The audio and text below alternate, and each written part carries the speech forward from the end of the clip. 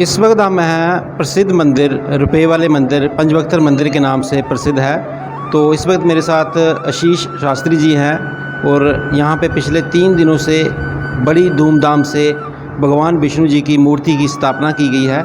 उसके बारे में आज हम बात करेंगे। विष्णु जी का क्या महत्व है, जैसे हम देख ही रहे हैं कि काले रंग के विष्णु जी हैं, क्या महत्व है शास्त्री जी, आप बताएं हमारे दर्शकों को। जैसा ही कि विदित है, सर्वविदित है कि जहाँ 3 दिन भगवान की मूर्ति प्रतिष्ठा की गई है, भगवान की इस दिव्य प्रतिमा का जहाँ प्रतिष्ठापन हुआ है जम्मू के मूर्धन्य विद्वानों के द्वारा और पद्मश्री प्रोफेसर श्री गुरुदेव विष्णुमूर्ति शास्त्री जी के अध्यक्षता में मूर्ति प्रतिष्ठा की गई।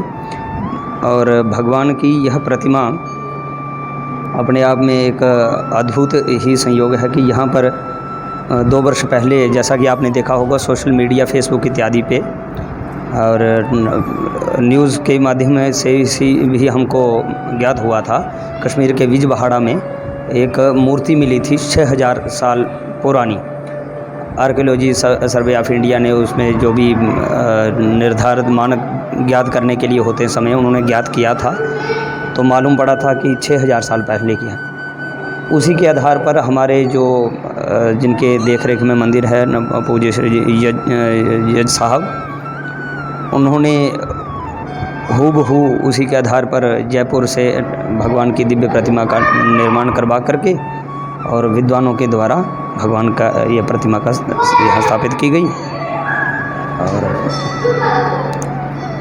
शास्त्री जी, हमारे दर्शक भी जानना चाहेंगे कि भगवान विष्णु जी की मूर्ति यहाँ पे लगाई गई है, इनका रंग काला क्यों है, इसके बारे में थोड़ा जानकारी दें हमारे दर्शकों को। देखिए, भगवान के जो परमात्मा मुख्य रूप से एक ही होते हैं, 5 रूपों में व्यक्त होते हैं, जैसे श्री गणेश, अंबिका और भगवान शिव, सूर्य नारायण या ब्रह्मा जी और भगवान विष्णु।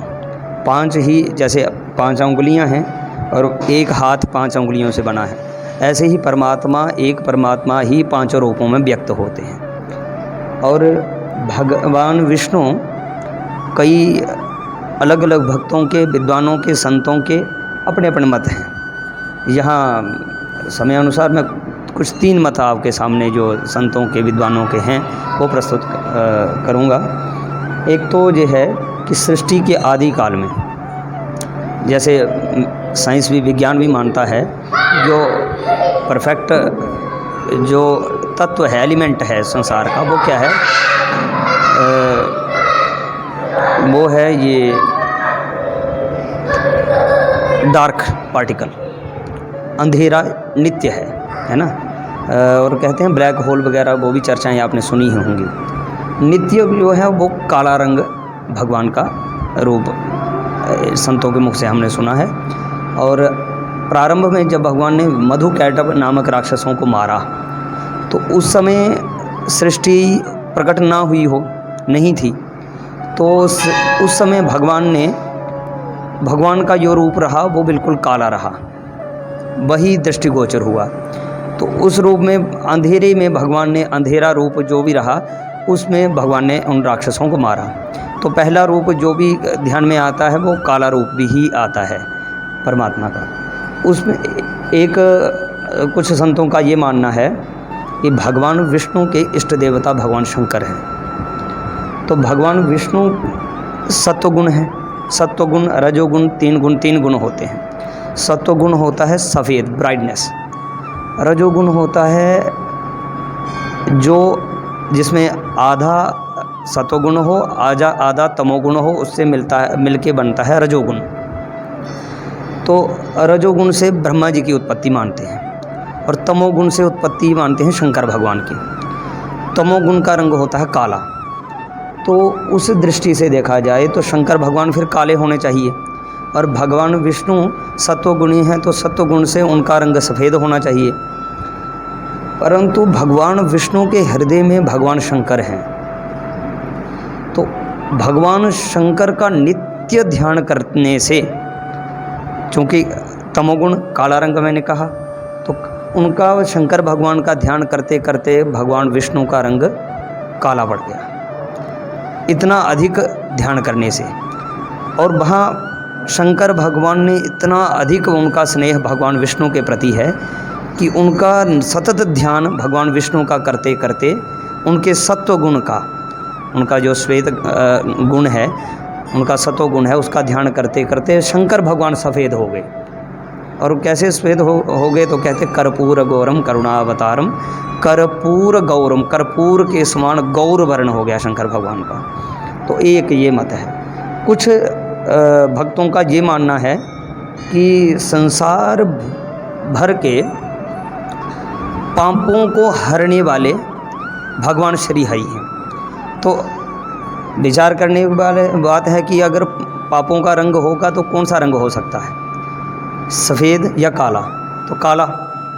तो उन संसार भर के पापियों को के पाप को हरण कर दिया भगवान ने, इसलिए भगवान काले हो गए। तो ऐसे अलग अलग भाव हैं। तो जो अभी आप क्या एक संदेश देना चाहेंगे, जैसे इतनी 3 दिन पूजा चली, पूजा पाठ हुई, क्या एक मैसेज देंगे लोगों को भगवान के प्रति? इस समय जो भी राष्ट्र के प्रति, राष्ट्र भी भगवान का ही रूप है। भगवती पराम्बा जो भगवती हैं वो उनको राष्ट्रीय कहा गया है, और भगवान ही राष्ट्र रूप में होते हैं अपने राष्ट्र कल्याण के लिए। अपने धर्म भी भगवान का ही रूप है। उसके लिए हमें ज़्यादा से ज़्यादा अपने तीर्थ स्थलों में जाना और तीर्थ स्थलों की महिमा को बनाए रखना, ये हमारा कर्तव्य हो। मंदिरों में आए हम शोर शराबा ना करें, हमारी ऐसी कोई भी वृत्ति ना हो जिससे किसी को कष्ट पहुँचे। हम सफाई का विशेष ध्यान रखें और जितना हो सके हम लोग सेवा दें। आपने देखा होगा कि आए दिन हमारी जो युवा पीढ़ी है वो मंदिर जाने के बजाय मॉल जाएगी, ख़रीदारी करेगी, दूसरा तीसरा खूब करेंगे, और नशा तो इतना बढ़ता जा रहा है। हम तो कहते हैं कि नशा अगर करना है तो भक्ति का नशा हो, भजन का नशा हो, निरंतर कीर्तन बढ़े मंदिरों में। जो आप इधर आपने पिछले दिनों देखा, एक उदाहरण देते हैं लोगों को, ऐसे नेगेटिव बात क्या, फिर भी विदेश के एक कोई सिंगर भारत में आ गए थे, तो उसके लिए भारतीयों ने कोई 350 करोड़ रुपया ऐसे ही बहा दिया था। परंतु हमारे तीर्थों में यदि कोई पुण्य की बात आएगी तो उसमें कमेंट पास होंगे, टिप्पणियाँ होंगी कि ये व्यर्थ है, दूसरा तीसरा, आए दिन आज के टाइम में ये शुरू हो गया है। तो अब धीरे धीरे जागरूकता आए जनता में, और माता पिताओं को, अपने पेरेंट्स को, उनको सोचना चाहिए कि उनके बच्चों को हम नशे से कैसे बचाएं। सबसे बड़ी समस्या ही युवा में क्या है, नशा।